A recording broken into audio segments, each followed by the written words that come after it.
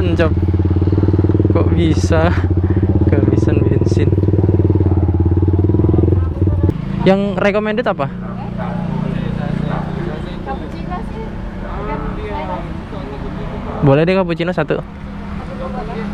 Iya. Tapi jangan terlalu manis.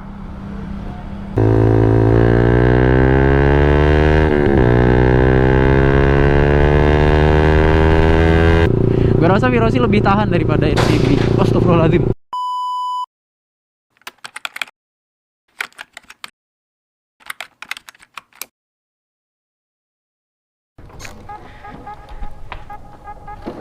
Aduh. Yo, assalamualaikum warahmatullahi wabarakatuh. Ketemu lagi di channel Epinem Vlog bareng Mas Pin ya. Dan hari ini kita NR ya guys. Sambil mau ngebahas beberapa pertanyaan yang ada di kolom komentar dari teman-teman. Gak apa-apa lagi.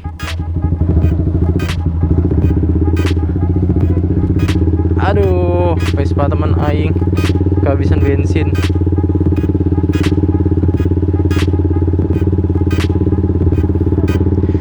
Jadi guys, di beberapa video yang kita upload kemarin itu, beberapa waktu yang lalu, teman kita ada yang nanya guys, itu mobil ben lewat dulu guys.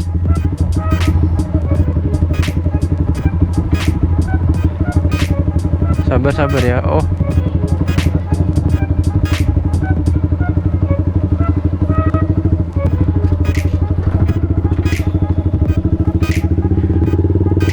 pelan-pelan aja.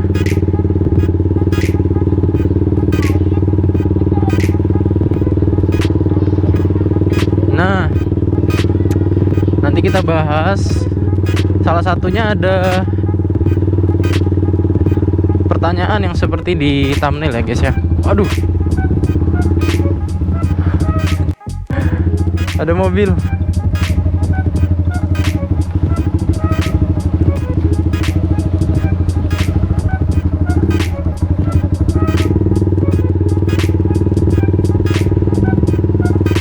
Kita anterin abang encop dulu ke penjual bensin. Nah, ini kebetulan berkaitan dengan masalah perbensinan ya teman-teman.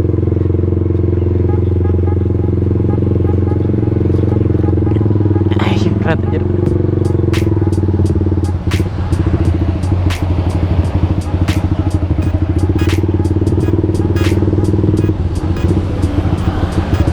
Entek. Nyalain aja dulu lah.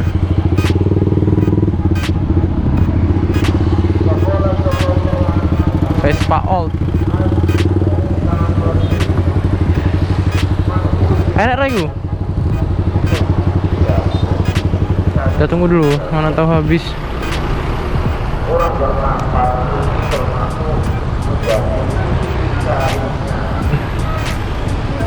Entek. Tuh kan habis.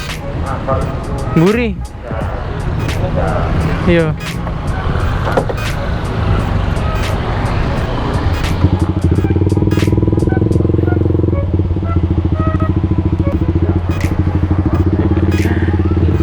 Encop.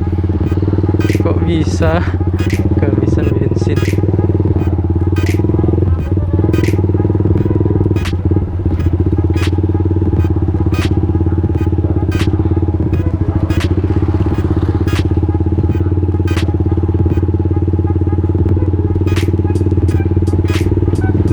Nah, kita bahas pelan-pelan aja guys ya. Oh, ini ada. Wes ya, tak tinggal. Nah, itu ada. Udah. Kita cari tempat yang agak terang dulu biar view-nya lebih bagus. Oke, teman-teman. Jadi pertanyaannya itu berhubungan dengan tadi tuh perbensinan dan perbahan bakaran. Sesuai sama yang ada di thumbnail ya guys ya. Jadi kita langsung aja ke pertanyaannya. Itu dari teman kita, gue lupa nama akunnya, tapi pertanyaannya gini. Bang, semisal waktu dyno tes pakai bahan bakar campur, terus setelah dyno apakah harus bahan bakar campur juga? Oke guys, kita bahas secara umum aja ya. Ini ada dilansir di laman suzuki.co.id ya guys ya. Dan di beberapa laman web yang lain juga bukan kemungkinan tapi kebanyakan intinya itu sama guys. Jadi buat abangnya gue saranin pakai bahan bakar satu jenis aja ya, karena ini sebabnya. Jadi kalau misalkan Pertamax dicampur dengan Pertalite yang notabene punya karakteristik yang berbeda ya, baik itu antara RON dan juga aditif-aditif yang ada di bahan bakar tersebut. Efeknya apa?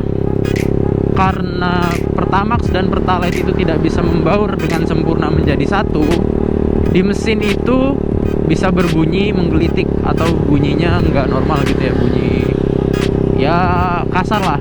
Terus bahan bakarnya bisa jadi makin boros, terus performa mesin jadi turun karena kualitas bensinnya malah jadi turun. Jadi bukan malah tambah bagus tapi tambah jelek ya guys ya. Itu bahkan kemungkinan terburuknya itu bisa sampai potensi terbakar. Itu dilansir di laman web suzuki.co.id dari yang gua baca tadi guys. Nah, jadi buat abangnya gua saranin lebih baik pakai bahan bakar satu jenis saja. Coba abangnya lakuin testing dengan menggunakan salah satu jenis bahan bakar. Pertama Pertamax dulu atau Pertalite dulu, kemudian dibalik dan dirasain kira-kira yang mana yang pas, atau pilihan terbaik adalah remap lagi sesuai dengan kondisi standar gitu. Itu pengetahuan secara umum ya guys yang ada di laman web suzuki.co.id ya. Jadi karena ini sifatnya diskusi, kalau misalkan teman-teman punya pendapat lain ataupun mungkin informasi yang lebih konkret dari gua, bisa di-share di laman komentar ya guys ya. Karena kita menjunjung tinggi kebebasan berpendapat guys. Pokoknya kebebasan berpendapat harus dijunjung tinggi demi kemajuan negara dan juga bangsa dan tanah air. Widih, gokil ini masuk ke politik. Enggak guys, tapi memang bener, kalau teman-teman punya pendapat lain silahkan di-share di kolom komentar. Terus yang kedua, pertanyaannya masih dari akun yang sama ya, terkait saat melakukan remap ECU atau tuning atau setting di dyno test lah. Dia menggunakan exhaust atau knalpot aftermarket atau knalpot racing. Kemudian setelah selesai dyno test diganti ke knalpot standar, apakah aman untuk mesin atau untuk ECU? Untuk ECU pertanyaannya ya. Kalau untuk ECU gue rasa sih nggak masalah ya, kecuali ada masalah abnormal pada kelistrikan. Ini yang mungkin bakal menyebabkan ECU kita itu bocor atau meledak, atau bukan meledak juga kali ya, ngeri banget kalau terlalu sangar gitu sampai meledak. Tapi intinya kalau misalkan ada masalah kelistrikan, ada kemungkinan ECU kita bakal rusak. Nah, buat temen-temen yang suka modifikasi terkait kelistrikan kayak pasang lampu atau modif-modif yang berhubungan sama kelistrikan lah, pokoknya hati-hati ya. Jangan sampai kalian ngelakuin modif kelistrikan tanpa membaca atau mengetahui prosedur untuk modifikasinya. Jadi asal pasang, tiba-tiba nge-grounding, akhirnya nggak cuman ECU mungkin ya, masalah yang lain juga bisa ditimbulkan terkait kelistrikan gitu guys. Kalau untuk ECU sih aman-aman aja gua rasa ya, karena mungkin nih yang bakalan terpengaruh itu malahan di mesin. Kenapa di mesin? Karena nih kita main analogi dulu. Apa itu? Kita main analogi dulu guys. Knalpot standar karakteristiknya itu dia kan agak nahan ya, karena di knalpot standar itu ada namanya katalis. Katalis itu fungsinya untuk menyaring udara lagi yang keluar dari ruang bakar itu, supaya yang keluar dari exhaust itu lebih ramah lingkungan guys. Dan adanya katalis ini menyebabkan tenaganya itu gak keluar utuh, gak keluar secara plong gitu ya.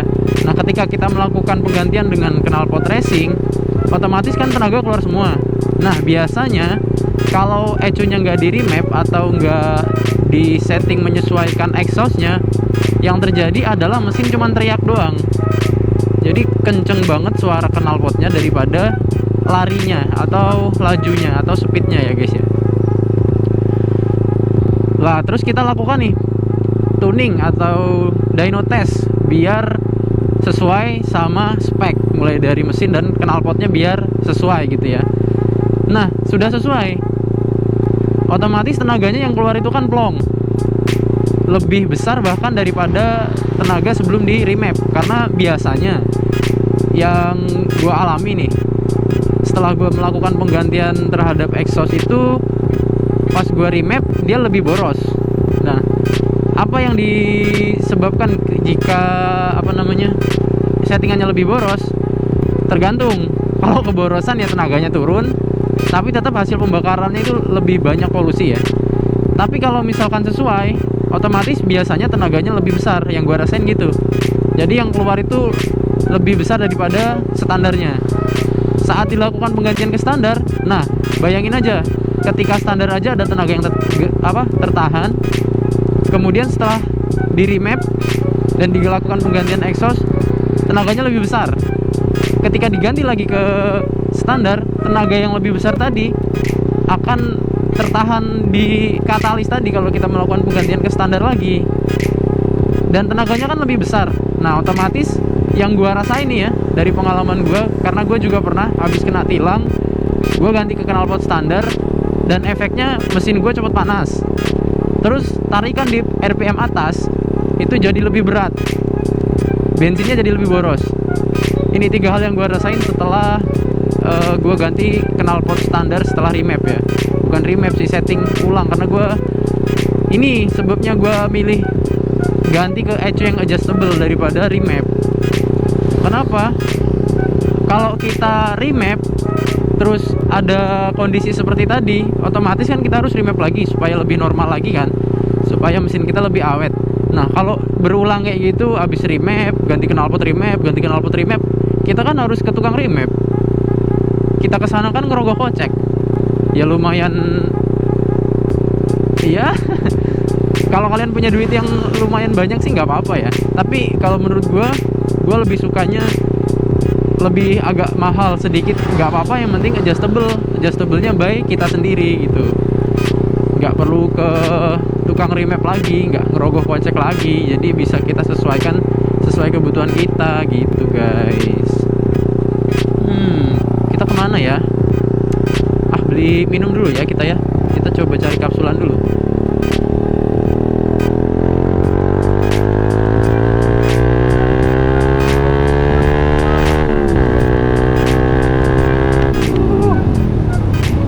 Enak pol. Oh iya, ada juga pertanyaan ini yang lumayan menarik ya. Apakah ECU Araser bisa untuk Vixion NV1?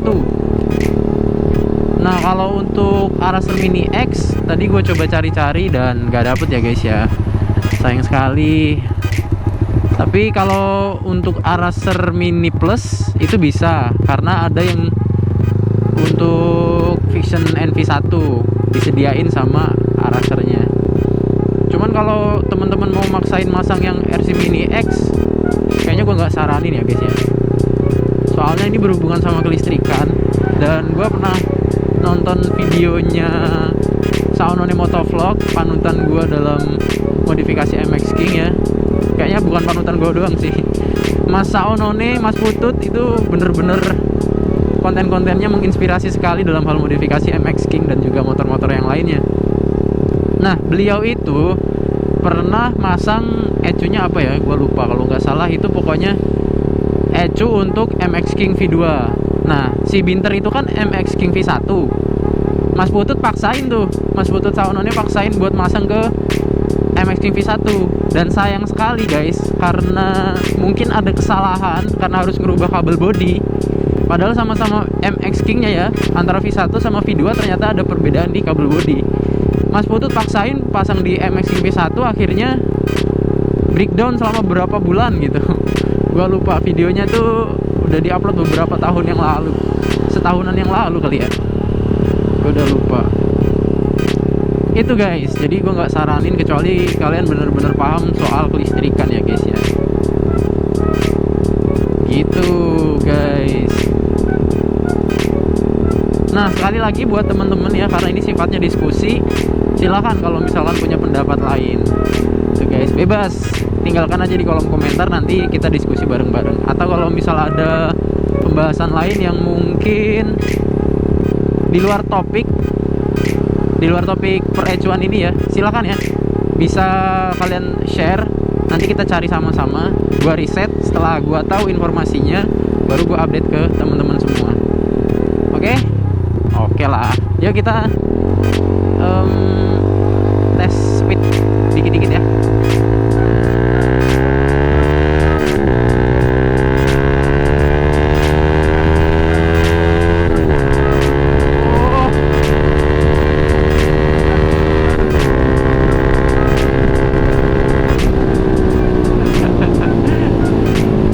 Ngejambak guys, itulah keuntungan kita kalau misalkan kita remap ecu. Meskipun mesin standar, tapi di RPM dan tarikan bawah-bawah atau tengah-tengah itu ngangkat-ngangkat nggak ngangkat-ngangkat wheelie nggak, tapi ngejambak. Ini tinggal di tune up atau di bore up udah, wah gua gak tahu lagi gua readingnya gimana kalau misalkan udah spek sebagus itu sama si biru. Itu guys.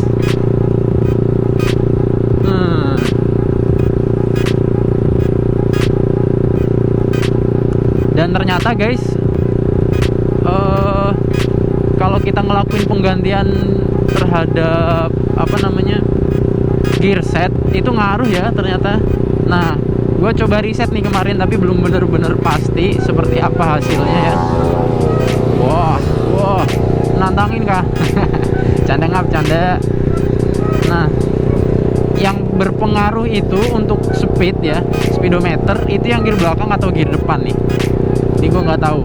Sepertinya sih kedua-duanya ngaruh. Cuman untuk lebih cepat atau lebih lambatnya dipengaruhi karena gear belakang atau gear belakang itu gue belum pastiin. Jadi gue cari tahu dulu dan kapan-kapan kita bahas ya. Ini kan penting juga nih buat temen-temen yang misalnya mau ganti gear set yang lebih kecil atau lebih besar biar torsinya lebih gede atau biar speednya lebih gede gitu, lebih tinggi gitu. Ini nanti kita bahas ya.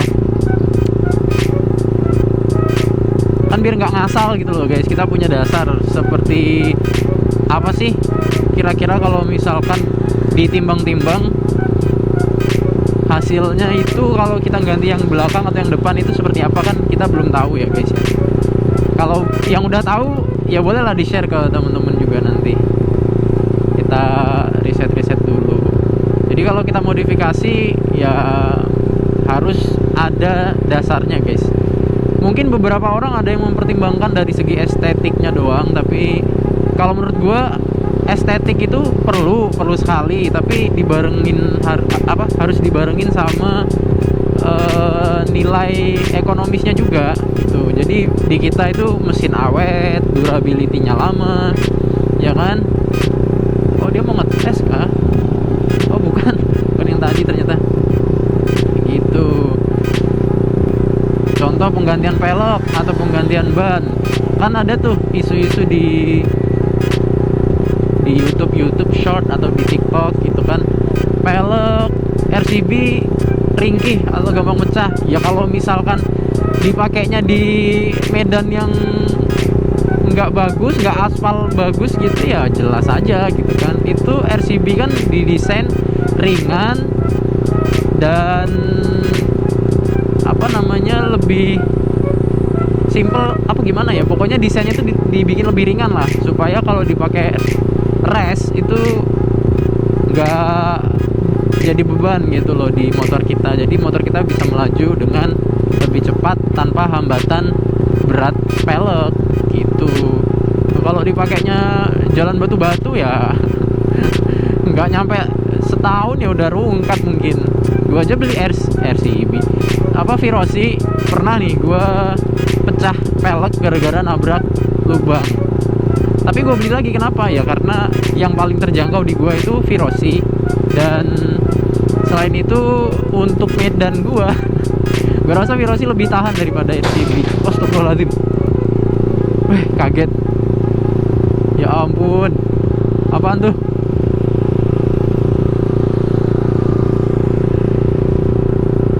Oke lah, kita beli minum ya, habis itu balik. Nah, udah cukup buat manasin si biru doang. Kita tuh kalau misalkan reading malam gini nggak jauh-jauh guys ya, karena mau kemana juga gitu. Di sini nggak ada lokasi yang bagus buat NR ya, itu aja. Karena di Sangatta ini nggak seluas di kota-kota lain. Kalau kita mau explore ke gang-gang kecil juga nggak enak, karena kan ya knalpot kita aja ribut. Wah, syahdu sekali.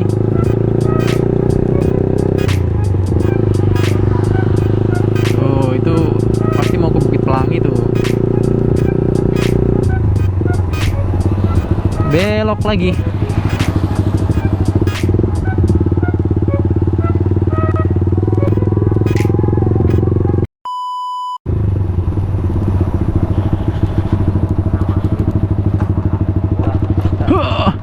Tidak.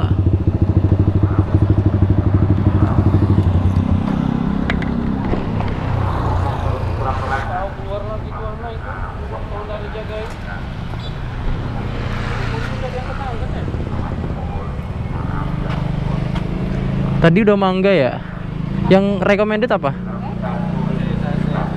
Cappuccino sih. Boleh deh cappuccino satu. Iya. Tapi jangan terlalu manis. Apa kamu pulang nggak?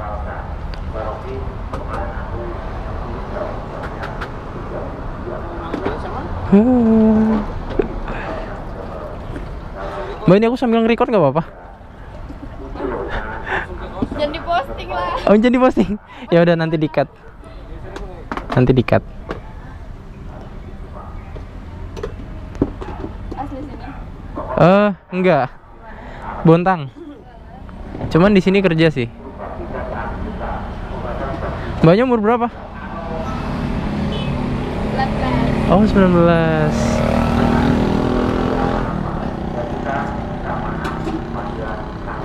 Kayak botol. Hah. Dikit aja. Iya. Kenapa nggak mau diposting, Mbak? Malu.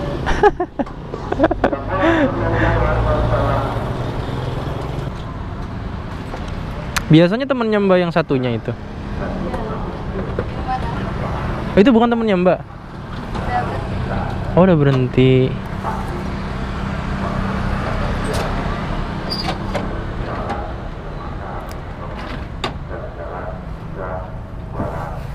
Berapa, Mbak?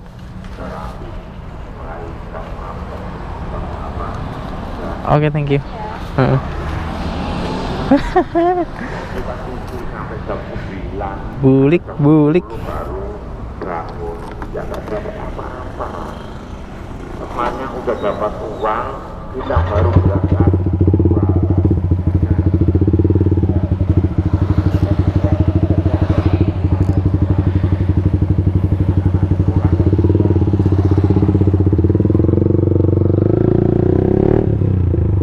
Oke guys, jadi kita udah dapet nih minumannya nih buat teman editing, dan kebetulan cappuccino ya. Tadi gue udah request nggak terlalu manis dan sedikit boba. Ya, biar nggak ngantuk, pakai kopi-kopi dikit. Oke teman-teman, mungkin segitu dulu ya untuk vlog kali ini. Terima kasih sudah menonton sampai di akhir video. Dan sekali lagi, kalau ada masukan atau saran silahkan tinggalkan di kolom komentar. Kalau suka silahkan di like dan di share, biar yang lain juga tahu informasi terbaru terkait perbahan bakaran guys. Oke, segitu dulu ya. Gue Mas Pin dari EPNM Vlog pamit undur diri. Salam ngabers dari Kalimantan Timur.